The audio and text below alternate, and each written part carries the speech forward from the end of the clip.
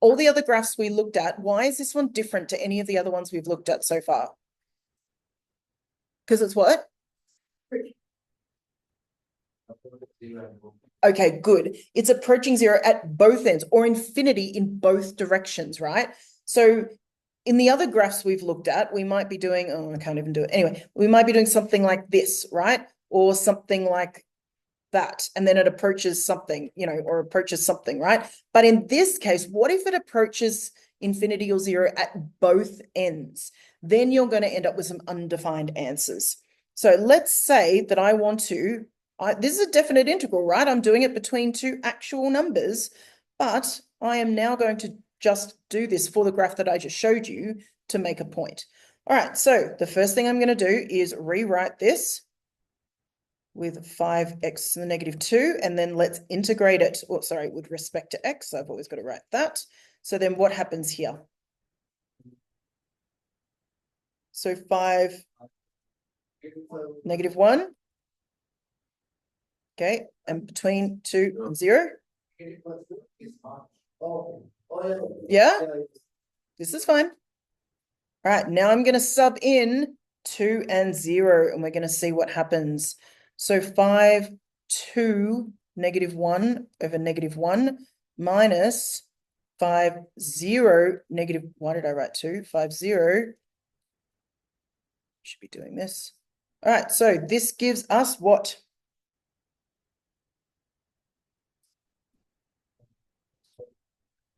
Okay, this is negative 5 over 2, right? Because that 2 belongs down the bottom, and this is negative, so 5 over this. And then what's going on here? Okay, right? Because this 0 belongs down the bottom, and now I'm multiplying by 0, which makes that 0, which means I can't do this.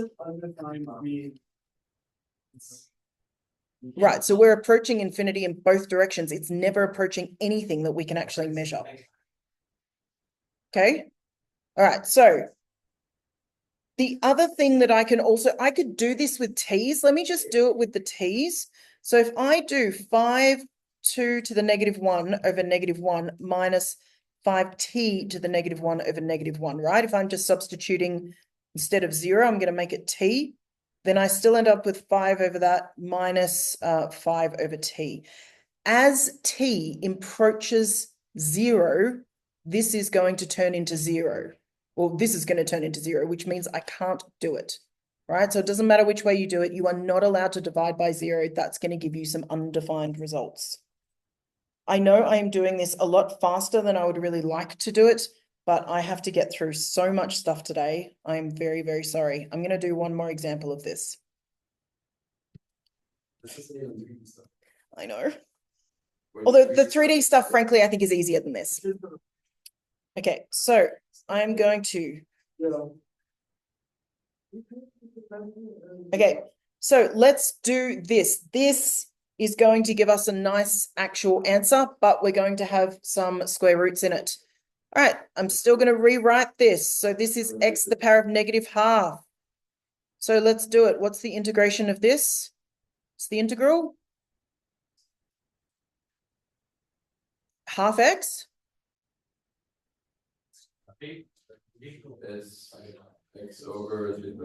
Okay, so this is x to the half over a half, right? So what's this? The 2, right? Dividing by half is the same as timesing by 2. So end up with 2x to the power of a half. Okay, so I'm going to rewrite this with my 2 and my 0 in it now. So I've got 2 root 2, right? To the power of a half is the same as the square root, minus 2 root 0. So this is going to be my value. Okay. Again, you can do this with t's and stuff though. And as t approaches 0, this is going to approach 0, which means you just end up with this. It's the same thing. Okay, let me give you a 3D example. Now, the 3D stuff is actually just applications of stuff we've already done. There's nothing new that you have to do. What if I gave you, so let's start off with an equation. I'm going to start off with an equation that looks like this. And I want, now I'm not going to be able to show you this, but what I want you to picture, I'm going to do this between, I've drawn this really badly. Let's pretend that's 1 and that's 2. Okay. I'm going to take this shape and I'm going to spin it around the x-axis. So it makes a 3D shape. So let me actually, I had a video up before. Okay. See how when you spin something like that, it makes a 3D shape? So it's like that. Okay. So if you take a 2D graph and you spin it around the x-axis, you end up with something that's curvy and weird. Okay, that's what we're going to be finding the area of. If I spin this, I'm going to get something that looks like that. So I'm going to tell you that the equation of this line is 9 over 3x plus 2. Okay, that's what this is going to look like. I'm going to spin that around. Now, the way we work out volume is we say that the volume is between whatever two integrals you want, and we call it pi y squared with respect to x. Now, this is a lot easier than it looks like, and I will show you exactly how to use this right now. This is what y equals. All we do is shove that in here and square it, okay? We ignore the pi, we leave it because it's a constant, and then we just put it back in at the end, so you don't even need to use that. You're just integrating like normal. Yes. So if I say the volume of this revolution is going to be between 2 and 1, or 1 and 2, because that's the limits I've been given, and I'm going to say it is 9 over 3x plus 2, that's what y equals, but I need to square y, and it's with respect to x, as we normally do. So you can see now it looks like exactly what we've done before. I'm just going to rewrite this a little bit to make my life easier. Remember, when you square things, you just square top and bottom. So this is 2 and 1. Yeah. It's not linear. This is a curvy space. Yeah, but the y I'm giving. What do you mean? You mean this? Because x is on the bottom of the fraction. It's not straight. So then I'm gonna square top and bottom, and I'm gonna put this in brackets. And this is now -2, right? Because I've got it in the wrong place with respect to x. All right, now I have not written the pi in, which I need to do. I'm just going to leave it there. I'm going to bring it back in at the end. You don't need to do anything with it. It's a constant. So we're just going to leave that out the front. So what I'm going to do now is I am going to substitute in, or actually I need to integrate this first. I haven't actually integrated yet. Let's integrate. I'm going to leave pi out the front. How do I integrate this?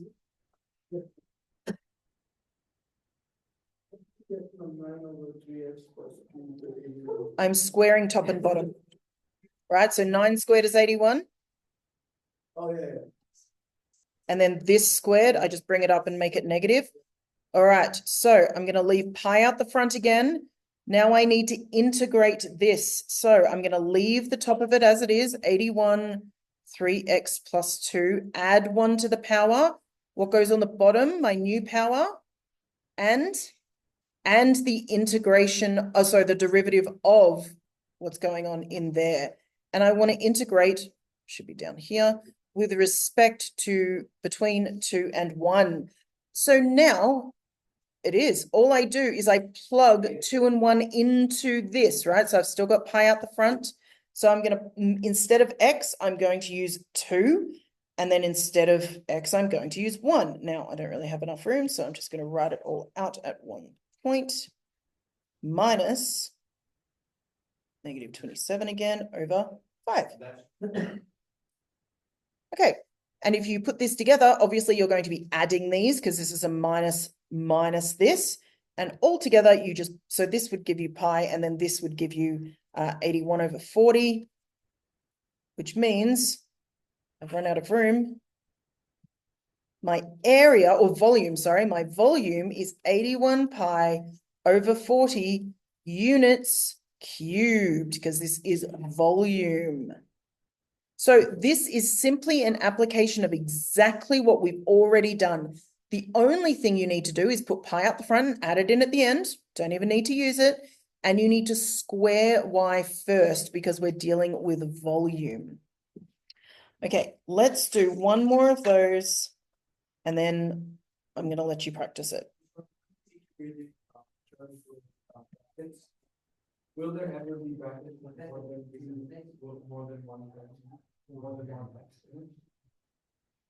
More than one X in it for the volume stuff? Can you give me an example later and I'll let you know? Okay, so I'm just going to give you a really easy one now.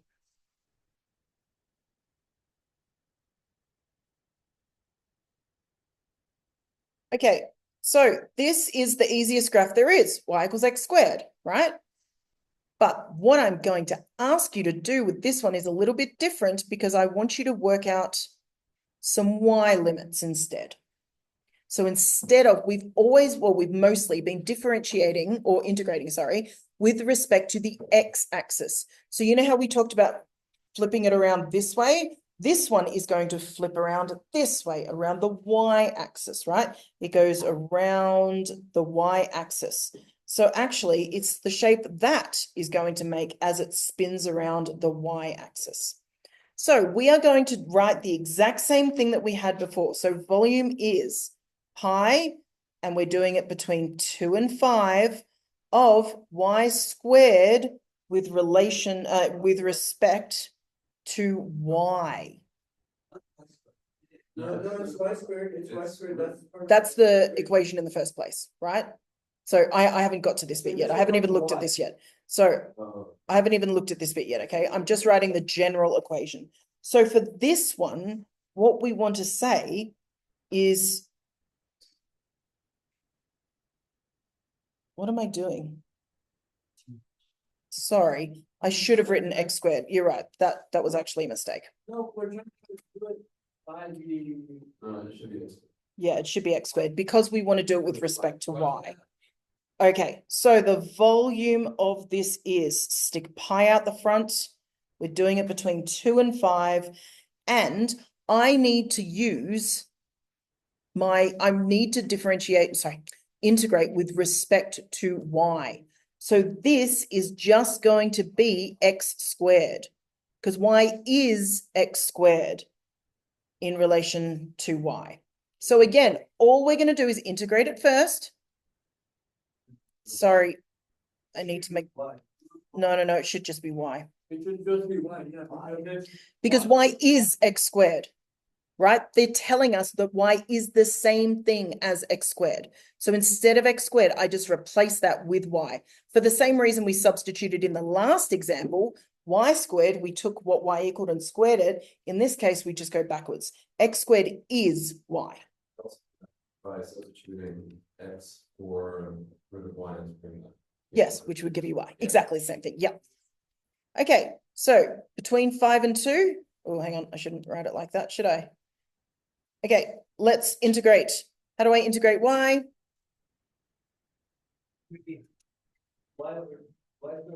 Yeah, just y squared over 2 between 5 and 2. And then I just substitute in 5 and 2. So I get 5 squared over 2 minus 2 squared over 2. And that gives me 21 over 2. But I've got this pi that I haven't put in yet. So my pi goes on the top. And this is units cubed. That is the volume of this revolution, sorry, I should say. Okay, there's just 2 more words I want to make sure that you know. If something is a convergent value or a convergent integral, it means it has a value. If something is a divergent integral, it means it has an undefined value, okay? Convergent, good, divergent, undefined. Does that make sense? I am so sorry about how quick I had to do that. I wish we had a lesson each for those things, but we just don't.